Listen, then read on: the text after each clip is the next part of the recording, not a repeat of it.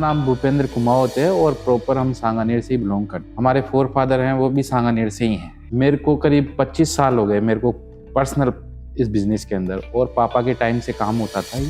जब मैं 15 साल का था तब से मैं ये काम कर रहा हूँ। और मैंने मेरी एजुकेशन है वो 10th के बाद में प्राइवेट की, पूरी ग्रेजुएशन, और मैं इस काम में पूरी तरह से लग गया। पहले हमारे घर में हुआ करता था ये काम, फादर करते थे, तो फादर को मैंने कहा तो उन्होंने मेरे को यहाँ पे थोड़ा सा बना के दिया, एक रूम के अंदर चालू किया मैंने ये काम। और फिर पूरा मैंने 25 साल में आज ये 3 फ्लोर में चल रहा है काम। और मेरे पास में करीब 1000 तरीके के प्रोडक्ट्स हैं, हजारों डिजाइन टाइल्स के अंदर है मेरे पास। नहीं, स्टार्टिंग पे था तो मैंने तो जीरो से स्टार्ट किया था, तो सबसे पहले तो मैंने खुद सीखा, ये पूरा काम पूरा मेरे को आता है। और फिर अब बिजनेस इतना बढ़ गया कि खुद नहीं कर सकते, क्योंकि संभालना 20-25 जनों को संभालना वो बहुत डिफिकल्ट हो जाता है कि खुद भी काम कर ले। बाकी काम मेरे को पूरा आता है ये, और सारा प्रोसेस मेरे को आता है इसके अंदर।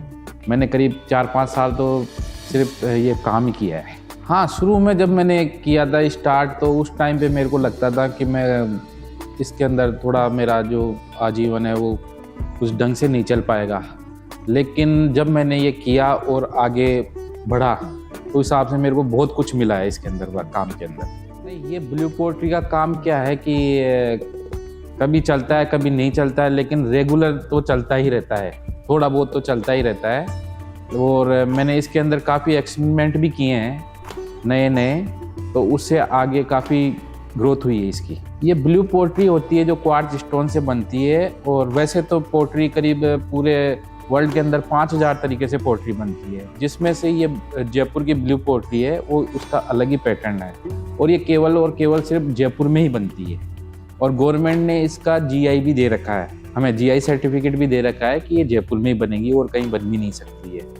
और उसका कारण ये है कि जयपुर में ही इसके जो मिनरल्स है, जो बेसिक मटेरियल है, वो राजस्थान में ही अवेलेबल है। जो बेसिक मटेरियल है, क्वार्ट्स है, ग्लास, गम, ये सब राजस्थान में अवेलेबल है, इजीली अवेलेबल है। और जो एटमॉस्फेयर है इसका वो इसी के अनुकूल है। स्टार्टिंग में टफ का था कि हमारा जो सेटअप है वो थोड़ा मेन रोड पे नहीं था, और ये सब चीज़ें शोरूम्स वगैरह मेन रोड पे ही चला करती थी पहले, और कस्टमर हमारे तक नहीं पहुंच पाता था। लेकिन जब से ये नेट आया है, गूगल मैप आया है पिछले 15 सालों से, तो वो एक सहूलियत हमारे लिए हो गई। कस्टमर कोई भी है, बाहर का कस्टमर है, इंडिया का कस्टमर है या होलसेलर है, वो हमारे तक इजीली पहुंच चुका है इस चीज। पहले देखो, आज के 15 या 20 साल पहले हम हमारे पोर्ट्स एक एक उठा के बैग में रख के और दिल्ली जाया करते थे, मुंबई जाया करते थे, जोधपुर जाया करते थे, और हमारा दिखाते थे कि ये इस तरह से हम बनाते हैं और हमारे को ऑर्डर दीजिए। फिर वो क्या है, हमें ऑर्डर देते थे, पहले माल मंगवाते थे, बाद में पेमेंट देवे तो देवे, नहीं देवे तो नहीं। इस तरह की पहले एक समस्या रहती थी।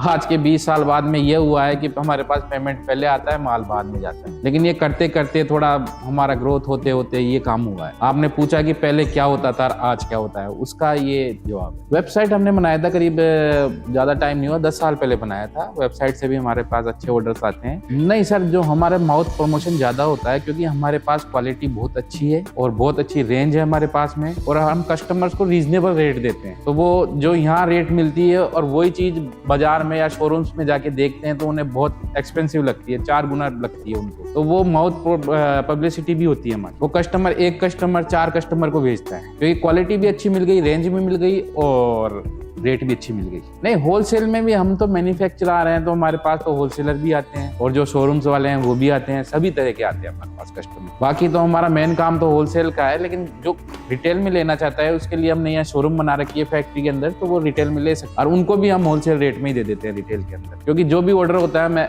एक्स्ट्रा बनवा के रखते हैं, ताकि हमारा प्रमोशन होता रहे। जितने लोग हमारे से जुड़े आके सामान लेवे, तो वो और किसी को बताए तो हमारा प्रमोशन होता है। तो कोरोना के टाइम पे क्या है कि हमने कपड़े का काम चालू कर लिया था ऑनलाइन, और कपड़े का काम चला भी बहुत अच्छा। मेरी लिमिटेड फर्म हो गई थी, 4 करोड़ का टर्नओवर हो गया था उसके अंदर, और बहुत अच्छा चला। बाद में फिर मैंने उसको चलाया, लेकिन मेरे क्या है, ब्लड के अंदर ये ब्लू पोल्ट्री है, तो मेरा मन नहीं करा और मेरे को ब्लू पोल्ट्री में टाइम नहीं मिल पा रहा था, तो मैंने उसको सारे को बंद करके वापस ब्लू पोल्ट्री का ही जैसे मैं चलाता आया हूँ वैसे ही। जी सर, मेरे को तो क्या है कि मेरे को चाहे जितना भी मिले चाहे ना मिले, लेकिन मैं तो ये बिजनेस ही मेरे को अच्छा लगता है, क्योंकि मैंने बचपन से ये काम किया है। तो मेरे को इसमें नए नए डिजाइन्स बनाना, नए नए प्रोडक्ट बनाना और आर्ट बनाना, नए नए और नए नए एक्सपेरिमेंट करना वो मेरे को बहुत पसंद है। मैं इसको 2 मिनट में आपको बताना चाहूंगा कि किस तरह से ये बनता है। तो 40 kg क्वार्ट्ज स्टोन का पाउडर हम माइन से पिसवा के लाते हैं। तो 40 kg क्वार्ट्ज डालेंगे उसके अंदर, और 6 kg ग्लास डालेंगे, जो वेस्टेज ग्लास होता है वो डालेंगे, और 1 kg गम, और 20 लीटर वाटर में मिला के इसको छोड़ देंगे 24 आवर के लिए, ताकि उसमें इलास्टिसिटी आ जाए। फिर उसका एक डो बनाएंगे। डो को हम उसके अंदर पीओपी के मोल्ड बनाते हैं, ताकि शेप देने, आकार देने के लिए, शेप देने के लिए। फिर उसके अंदर एक चपाती बना के उस मोल्ड के अंदर डालेंगे, और फिर उसको ऐसे भर देंगे, और फिर उसको टर्न कर देंगे। तो उस तरह से एक रफ पीस निकल के आ जाएगा। और फिर उसको सूखने के बाद में फिर हम हाथ से तैयार करेंगे उसको, और फिर तैयार होने के बाद में उस पर कलर पेंटिंग आउटलाइनिंग होएगी। फिर कलर भरेंगे अलग अलग, और फिर उसके ऊपर ग्लेज करेंगे। ग्लेज करने के बाद भट्टी में 900 डिग्री पे फायरिंग करेंगे उसकी। 3 दिन में भट्टी ठंडी होती है, और 9 घंटे लगती है भट्टी फायरिंग होने में, और फिर ये तैयार होकर निकल के आता है। नहीं, देखो इसके अंदर जो ब्लू पोट्री का मटेरियल है उसमें मशीन नहीं आ सकती, ये पूरा हैंड प्रोसेस ही होगा। क्योंकि जैसे सेरेमिक का होता है, तो सेरेमिक में क्या होता है कि फेल्सपार और ये जो क्ले वगैरह होती है उनको स्टंप से वो डाई बना कर उस पर मोल्ड से निकाल लेते हैं। लेकिन इसके अंदर जो क्वार्ट्ज स्टोन है और जो हम गम मिलाते हैं, उसके लिए इस तरह से नहीं आ सकती इसके अंदर। ये हैंडमेड ही बना है, हैंडमेड ही बनेगा। कारीगर और उसी से होगा, बाकी मशीन का कोई यूज हो ही नहीं पाएगा। पहले हमारी क्या होती थी कि भट्टी पकती थी लकड़ी से, तो उसका मैंने आविष्कार किया था। फिर मैंने गैस से चालू किया आज के 25 साल पहले। तो ये तो कुछ हो सकता है कि लकड़ी से गैस का चालू हो गया, LPG गैस से चालू हो गया, लेकिन बाकी और कुछ नहीं होएगा इसमें। क्योंकि अगर अपन प्रिंटिंग भी करना चाहें तो इसका शेप देखिए कैसा है, राउंड है, ऐसे है, वैसे, तो उस पर प्रिंटिंग भी नहीं हो सकती। और स्टिकर इसके ऊपर लग नहीं सकते, क्योंकि ग्लेज जो होता है वो ग्लेज एब्जॉर्ब नहीं कर पाता स्टिकर वगैरह। जैसे और सेरेमिक में स्टिकर लगा देते हैं, तो वो क्या है, वो क्ले ऐसी होती है कि वो स्टिकर एब्जॉर्ब कर लेती है।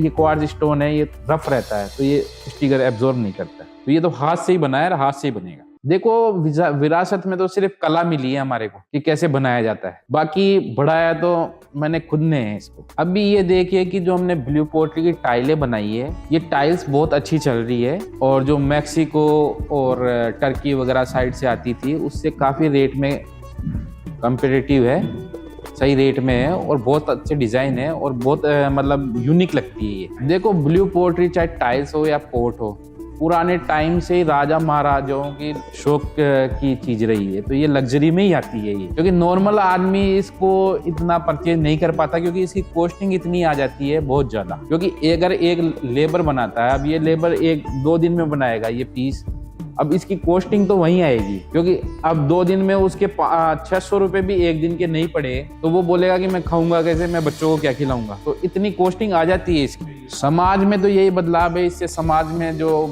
बेरोजगार है उनको बहुत अच्छा रोजगार मिल सकता है, और वो आगे का वो खुद भी आगे का ये ब्लू पोट्री का बनाने का, पूरा फैक्ट्री डालने का, और ये कर सकते हैं, क्योंकि इसका स्कोप बहुत अच्छा है, डिमांड बहुत अच्छी है। देखो इसके अंदर यही है कि समय के साथ में जो पब्लिक की रिक्वायरमेंट होती है, कुछ भी शेप बनाने लग जाओ, कुछ भी आइटम बनाने लग जाओ नए नए, तो वो चलता रहेगा। पर उसके अलावा तो वैसे हम कुकिंग का शौक है तो कुकिंग कर लेते हैं, और सुबह घूमने का है, वॉकिंग। पर वो तो देखो 3 दिन तो हम निकाल ही नहीं सकते, क्योंकि हमारी जो लेबर है, पूरा काम है, उसको तो हम छोड़ ही नहीं सकते बिजनेस के अंदर, वो तो हमें आना ही पड़ेगा। लेकिन हमारे लिए ये सहूलियत है कि हमारा रेजिडेंस पास में, थोड़ा मन ऐसे होता है तो 2 मिनट लगती है, 2 मिनट में घर पे चले जाते हैं, वापस यहाँ आ जाते हैं। सभी चीजें बना लेते हैं, वेजिटेबल्स वगैरह, सब्जियां वगैरह, सब तरीके बना लेते हैं। सक्सेस का असली मतलब है कि कोई भी जब सक्सेस नहीं मिले तो सिर्फ पेशेंस रखो और अपने काम को कंटिन्यू रखो। ये नहीं कि 1-2 साल अपने को कुछ नहीं मिल रहा है, या 4 साल 5 साल नहीं मिल रहा, तो बस अगर तुम्हारा मन लगा हुआ है इस चीज के अंदर, तो बस उसी काम में लगे रहो, परमानेंट लगे रहो। करने का तो ये है कि तुमने सोच रखा है वही काम करो, उससे भटको मत।